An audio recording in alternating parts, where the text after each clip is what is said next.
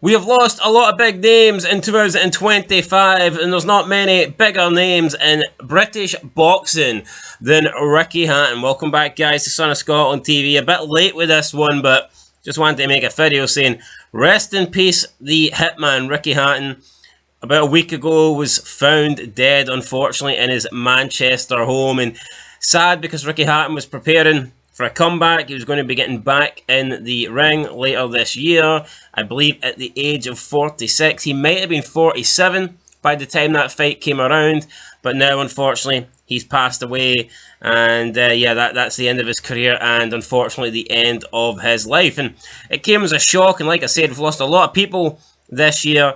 And Ricky Hatton was definitely a big boxer, there's no doubt about it. Maybe not in terms of size, because he belonged to the welterweight division. I'm pretty sure he fought in for most of his career, but you know, he had some mega fights in there, and I do think when it comes to British boxers, in terms of popularity, Ricky Hatton was right up there. I think he was one of the most popular British boxers in my lifetime, absolutely.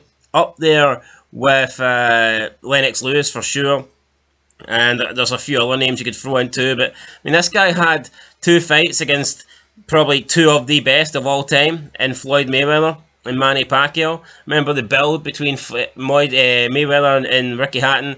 It got built up as Britain versus America, and the build for that was great, and the hype and the atmosphere for that fight was amazing. Unfortunately, on the night, Ricky Hatton came up short, but everybody that fought Floyd Mayweather came up short. That's why that guy's got a 50-0 perfect record.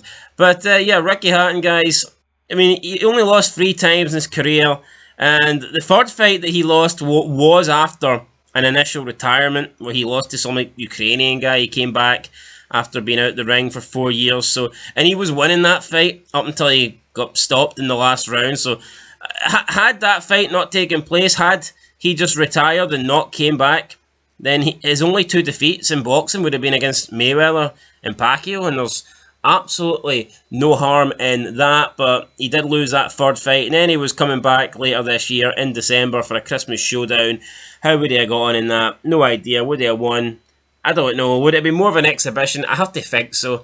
Don't think he was seriously coming back at 47 to you know, competitively fight and try and win titles. And I don't think you need to be honest. A lot of these guys probably grow up and all they've got is boxing, and they just never really want to give it up, just because you can continue without having to try and compete for the world titles. And you know, maybe that's what Ricky Hatton was trying to do. Although we have seen Manny Pacquiao return lately, and he seems to be at the top of his game, and it's not like he's taking little fights. He seems to be wanting to get a world championship back under his belt. So we'll see what happens with him. But yeah, I just wanted to say rest in peace, Ricky Hatton. Great boxer for Britain and the UK, and he is going to be missed. So anyway, guys, that's it. Catch you in the next one. Till then, peace.